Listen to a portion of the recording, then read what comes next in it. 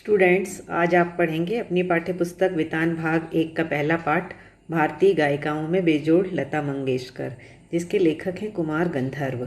Students, अगर video आपको अच्छा लगे तो इसे लाइक एवं शेयर ज़रूर करें, और अगर अभी तक आपने मेरे channel Hindi study 11th and 12th को सब्सक्राइब नहीं किया है तो सब्सक्राइब भी कर दें। स्टूडेंट्स, आप सभी भारतीय संगीत की सुप्रसिद्ध गायिका लता मंगेशकर जी के नाम से अवश्य परिचित होंगे। तो आइए इस पाठ में हम लता मंगेशकर जी के बारे में पढ़ें।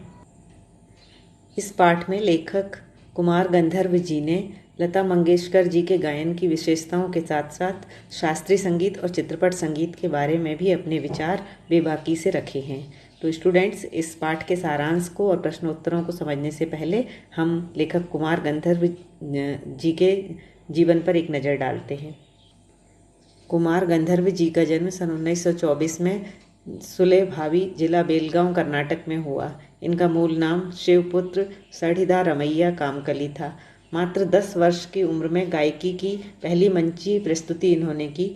इनके संगीत की मुख्य विशेषता मालवा लोकधुनों और हिंदुस्तानी शास्त्रीय संगीत का सुंदर सामंजस्य है, जिसका अद्भुत नमूना कबीर के पदों का उनके द्वारा गायन है। लोक में रचे बसे लुप्तप्राय पदों का संग्रह कर और उन्हें स्वरों में बांधकर कुमार गंधर्व ने इन्हें अंतर्राष्ट्रीय पहचान दी है। इन्हें कालिदास सम्मान और पद्म विभूषण सहित बहुत से सम्मानों से अलंकृत किया गया है। इस पाठ में लेखक ने स्वर सम्राज्ञी लता मंगेशकर जी की गायकी पर बेबाक टिप्पणी की है। यह पाठ मूल रूप से हिंदी में लिखा गया है। यह रचना भाषा की सांगीतिक धरोहर है।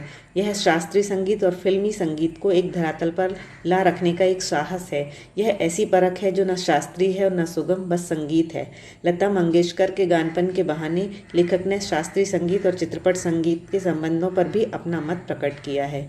तो स्टूडेंट, शास्त्रीय संगीत वह जिसमें गायन को कुछ निर्धारित नियमों के अंदर ही गाया और बजाया जाता है, तथा चित्रपट संगीत एक तरीके से फिल्मी संगीत, जो कि चित्र के साथ साथ जिसमें संगीत भी होता है, गीत भी होता है, वह चित्रपट संगीत। और गानपन अर्थात गाने का ऐसा अंदाज जो आम आदमी को भी भाव विभोर कर दे। बरसों पहले जब एक दिन लेखक बीमार थे तो उन्हें रेडियो पर एक अद्वितीय स्वर सुनाई दिया। यह स्वर उनके अंतर्मन को छू गया। गाना समाप्त होने पर जब गायिका का नाम घोषित किया गया तो लता मंगेशकर का नाम सुनकर वह हैरान रह गए। उन्हें लगा कि प्रसिद्ध गायक दीनानाथ मंगेशकर की अजब गायकी ही उनकी बेटी की आवाज़ में प्रकट हुई है। यह शायद बरसात फिल्म से पहले का गाना था। लता के पहले प्रसिद्ध गायिका नूरजहां का चित्रपट संगीत में अपना जमाना था, परंतु लता उससे भी आगे निकल गई। लेखक का मानना है कि लता के बराबर की कोई गायिका नहीं हुई है। लता ने चित्रपट संगीत को लोकप्रिय बनाया है। आज बच्चों के गाने का स्वर बदल गया है। यह सब लता के कारण हुआ। चित्रपट संगीत के विविध प्रकारों को आम आदमी समझने लगा है तथा गुनगुनाने लगा है। लता ने नई पीढ़ी के संगीत को संस्कारित किया तथा आम आदमी में संगीत विषयक अभिरुचि पैदा करने में उनका मुख्य योगदान है। आम श्रोता शास्त्रीय गायन व लता के गायन में से लता की ध्वनि मुद्रिका को ही पसंद करेगा। ध्वनि मुद्रिका अर्थात स्वर लिपि।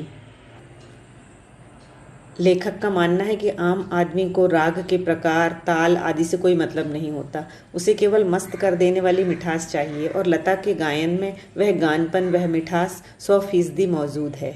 यहाँ लेखक लता के गायन की कुछ विशेषताएं भी बताते हैं कि लता के गायन की एक और विशेषता है स्वरों की निर्मलता।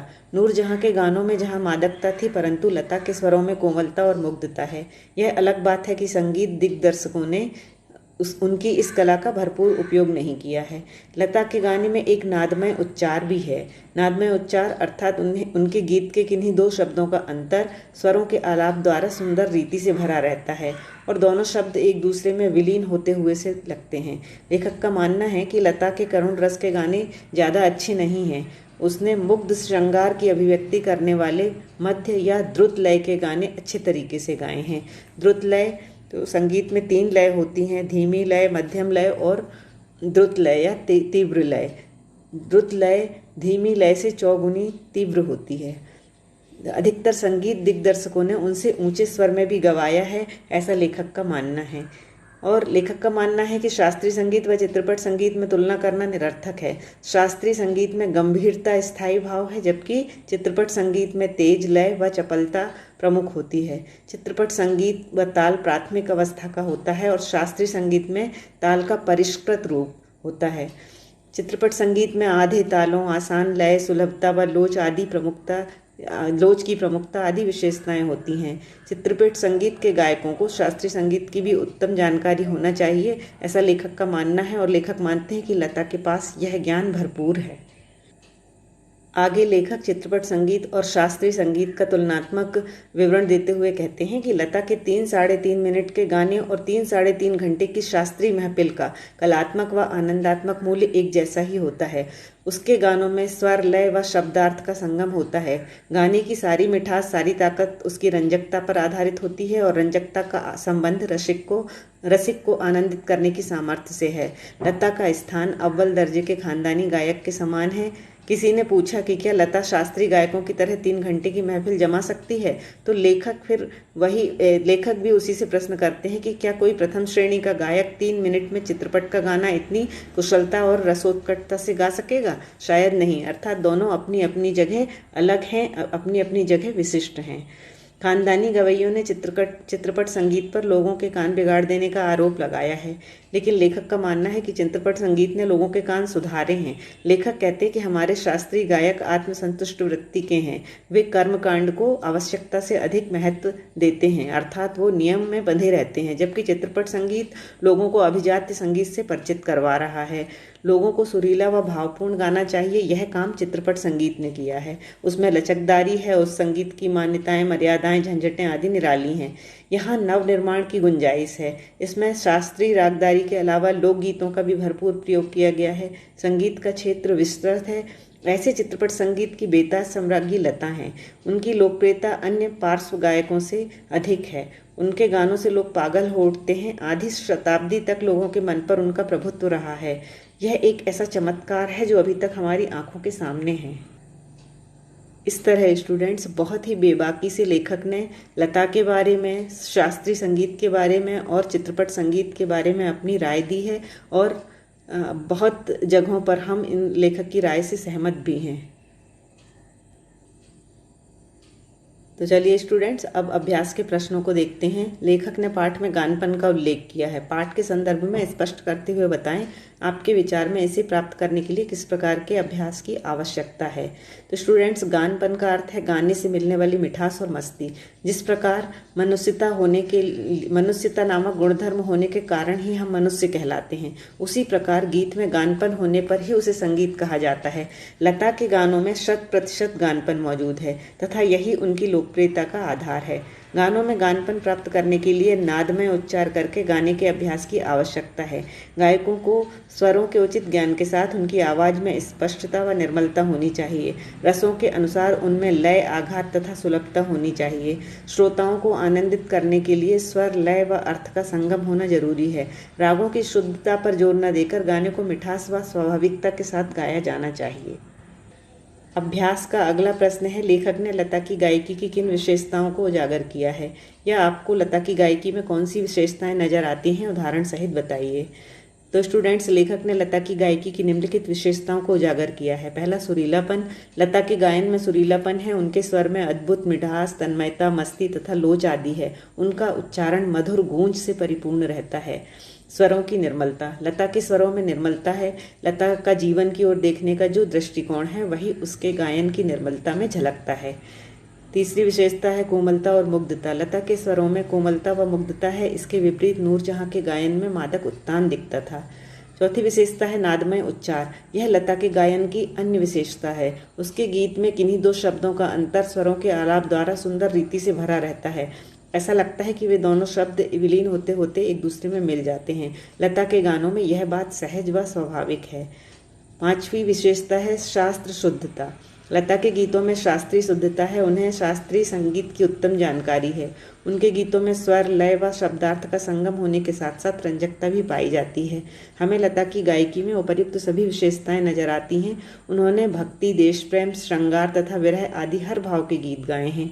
उनका हर गीत लोगों के मन को छू लेता है। वे गंभीर या अनहद गीतों को सहजता से गा लेती हैं। एक तरफ ए मेरे वतन के लोगों गीत से सारा देश भावुक हो उठता है, तो दूसरी तरफ दिलवाले दुल्हनिया ले जाएंगे फिल्म के अल्हड़ गीत युवाओं को मस्त करते हैं। वास्तव में गायकी के क्षेत्र में लता सर्वश्रेष्ठ हैं।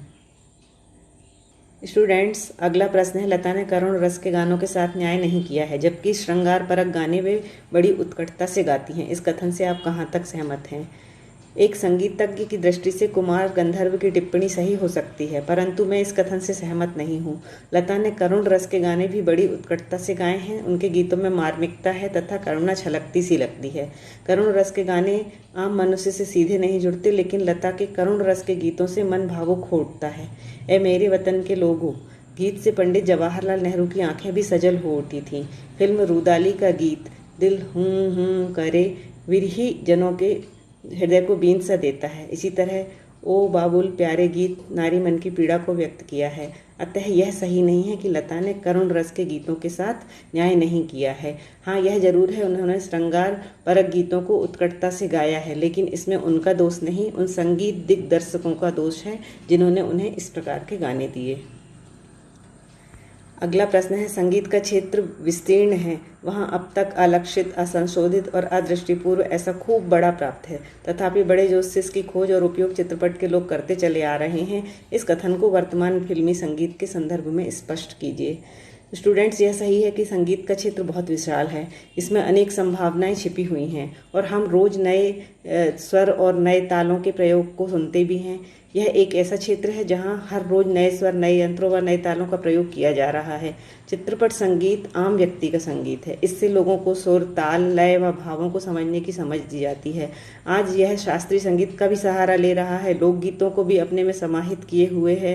संगीतकारों ने पंजाबी लोकगीत, राजस्थानी पहाड़ी, कृषि गीतों का भी प्रयोग करना शुरू कर दिया है। पाश्चात्य संगीत का भी लोकगीतों के साथ मेल किया जा रहा है। कभी तेज संगीत तो कभी मंद संगीत लोगों को मदहोश कर रहा है।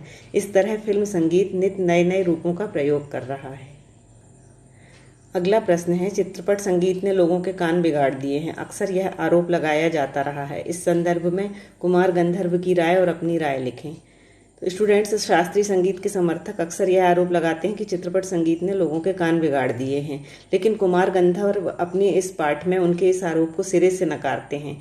वे कहते हैं कि चित्रपट संगीत ने लोगों के कान सुधारे हैं। इसके कारण लोगों को सुरीलेपन की समझ हो रही है, उन्हें तरह तरह की लय सुनाई दे रही है, आम आदमी को लय की सूक्ष्मता समझ आ रही है। इसने आम आदमी में संगीत विषयक अभिरुचि को पैदा किया है। लेखक ने लोगों का शास्त्रीय संगीत को देखने और समझने में परिवर्तित दृष्टिकोण का श्रेय लता के चित्रपट संगीत को दिया है। चित्रपट संगीत पर हमारी राय कुछ अलग है। पुराने जमाने के चित्रपट संगीत में सुरीलापन था, परंतु आज का संगीत कई जगह तनाव पैदा करने वाला हो गया है। गानों में अश्लीलता भी बढ़ गई है, कानफोड़ू संगीत का फैलाव हो रहा है। अगला प्रश्न है, शास्त्रीय एवं चित्रपट दोनों तरह के संगीतों के महत्व का आधार क्या होना चाहिए? कुमार गंधर्व की इस संबंध में क्या राय है? स्वयं आप क्या सोचते हैं? तो स्टूडेंट, कुमार गंधर्व का तो स्पष्ट मत है कि चाहे शास्त्रीय संगीत हो या चित्रपट संगीत, वही संगीत महत्वपूर्ण माना जाएगा जो रसिकों और श्रोताओं को अधिक आनंदित कर सकेगा। दोनों प्रकार के संगीत का मूल आधार होना चाहिए रंजकता। इस बात का महत्व होना चाहिए कि रसिक को आनंद देने का सामर्थ्य किस गाने में कितना है। यदि शास्त्रीय संगीत में रंजकता नहीं है तो वह बिल्कुल नीरस हो जाएगा, अनाकर्षक लगेगा और उसमें कुछ कमी सी लगेगी। गाने में गानपन का होना आवश्यक है। गाने की सारी मिठास, सारी ताकत उसकी रंजकता पर अवलंबित रहती है, और रंजकता का मर्म रसिक वर्ग के समक्ष कैसे प्रस्तुत किया जाए, किस रीति से उसकी बैठक बिठाई जाए और श्रोताओं से कैसे सुसंवाद साधा जाए, इसमें समाविष्ट है। अतः लेखक का मत बिल्कुल सत्य है और हमारी राय भी उनके समान ही है। तो इस तरह स्टूडेंट्स, इस पाठ में लता मंगेशकर जी के गायन की विशेषताएं और शास्त्रीय संगीत और चित्रपट संगीत का तुलनात्मक अध्ययन हमने देखा। आशा करते हैं आप लता मंगेशकर जी के गानों को सुनकर उनकी आवाज़ का आनंद लेंगे। धन्यवाद।